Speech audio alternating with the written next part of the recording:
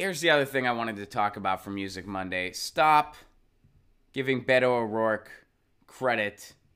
Stop giving Beto O'Rourke credit for knowing who Ian MacKaye is, for saying he has this punk rock background. And here he is talking about getting the Mars Volta back together. And this is an article talking about, oh, he might get the Mars Volta back together. It's amazing the connections you make in life along the way. Though recently declaring himself as a candidate for the U.S. presidency in 2020, Texas politician Beto O'Rourke also once served as a musician, playing in a punk band with the Mars Volta's Cedric Bixler Zavala. During a recent campaign stop, O'Rourke was asked if he'd be interested in having the Mars Volta play his inauguration. "We would be honored to have the Mars Volta play anything along the campaign or in the presidency," stated O'Rourke.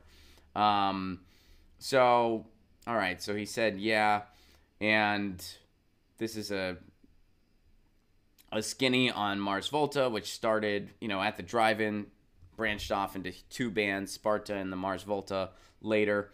And then here, there's more from, I thought there was more from Beto O'Rourke here. Oh, here we go. Back in 2017, O'Rourke told the Washington Post of his music career past. That's putting it very generously. Music career. Okay. "I wasn't very good at it. My father won't say it, but the expectation is we didn't take out loans for you to go to Columbia and then play in a punk band your whole life." Wow, Beto. That screams leadership. Beto, let me tell you something. I like my dad. I have a good relationship with my father. It sounds like you do as well. That's cool. But if I listened to everything my dad told me, I wouldn't have a career in comedy. That's just a fact. If I took all of my dad's advice, I would not have a career in comedy. I would be doing something that I don't love as much. I don't know what that something would be. I'd probably be a teacher or something like that, which is fine, but I wouldn't love it as much as doing comedy. But I had a little thing called courage, and I had a little thing called being true to myself, Beto, something that you can't do. And you've proven that. You can't do that. You couldn't do that when you were younger, and you can't do it now because you're beholden to oil and gas, and you're beholden to donors and not people and not voters. And given the music you grew up on, you should know better. You have no excuses. None whatsoever. So that right there, stop giving Beto cred. He does not deserve any cred. Oh, and he's saying, oh, I might get the Mars Volta back together. Guess what, Beto? I prefer At the Drive-In, and they're already back together pretty much. So, no thank you. No thank you. And I feel like that sort of is the metaphor for Beto O'Rourke in general. I'm going to get a public option. You know what? We got a better bill out there. It's called Medicare for All, and you won't get on board with it. So stop giving Beto O'Rourke credit when you know who actually does have some legitimacy in punk rock in their background. Another guy named Bernie Sanders. Here's an article from a while ago. How Bernie Sanders shaped the Northeast punk scene.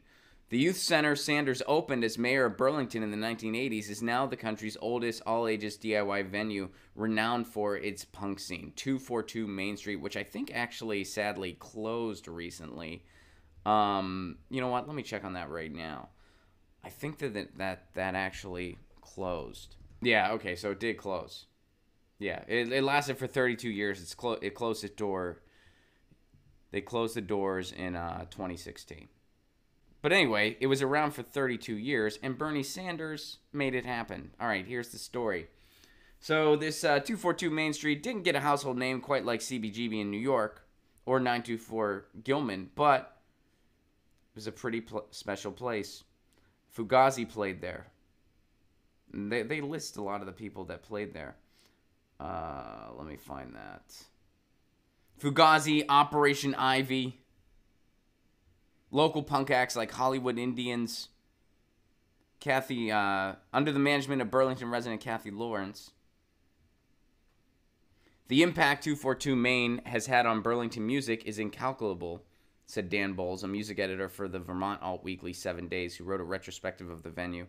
You'd be hard-pressed to find any rock musician who grew up in the area that hasn't logged time on that stage at some point.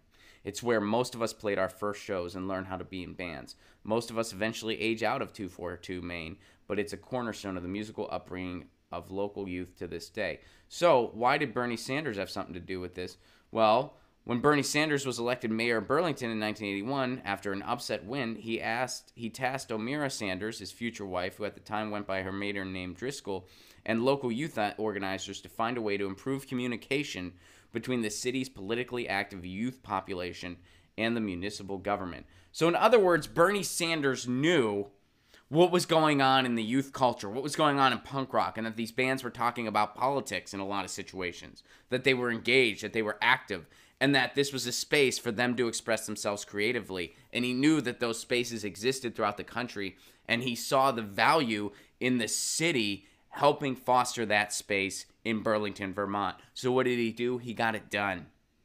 So Bernie Sanders helped create a DIY space that had a 32-year run. So Beto O'Rourke knows who Ian MacKaye is. That's nice. Beto O'Rourke came across some good music when he was a kid.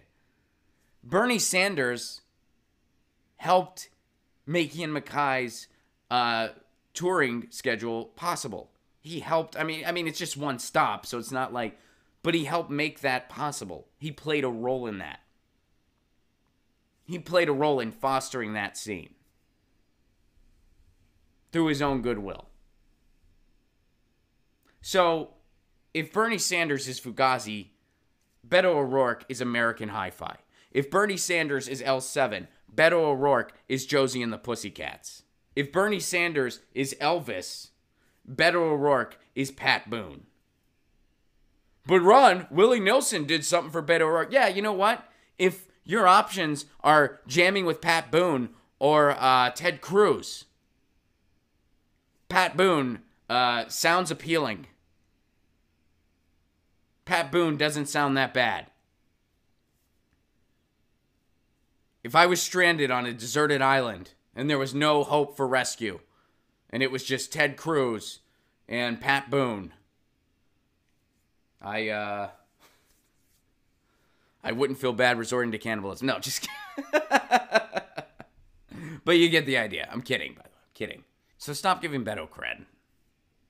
Don't give him cred as, oh, he listened to punk rock. No. What would you rather have? Somebody that has heard of punk rock, clearly missed all the messages, and votes with Republicans 70% of the time, or somebody whose policy decisions help punk rock? Somebody who helped make these spaces possible. That's freaking awesome. Most cities didn't do that. Some did, but most didn't. In most cases, people had to find their own DIY spaces, or they had to rent out gymnasiums or fire halls or something like that. That's still going on to this day, by the way, which is really cool. But in most cases, the city didn't give a hoot. Or it took like an activist, or like I don't know why, like I didn't mean to point to myself, like it took someone like an activist or something like that to foster that in their town. So stop giving Beto cred. Just stop. And I get it. Him and the At the Drive-In folks, they're friends. They jam together. That's fine. And if Mars Volta plays something for him, that's cool too. I like the Mars Volta. But don't make it out like this guy is something he isn't. He knows who Ian MacKaye is. That's nice. He clearly missed the messages. He missed the messages big time. And I guess $1 billion can do that to you. Get your news on with Ron. Don't you wanna know what's going on? We're getting our news on today. Get your news on with Ron. Don't you wanna know what's going on? We're getting our news on today. Yeah, yeah, yeah. You can tweet me an article at Ron Placone. We'll go through it together and make it our own. Get your news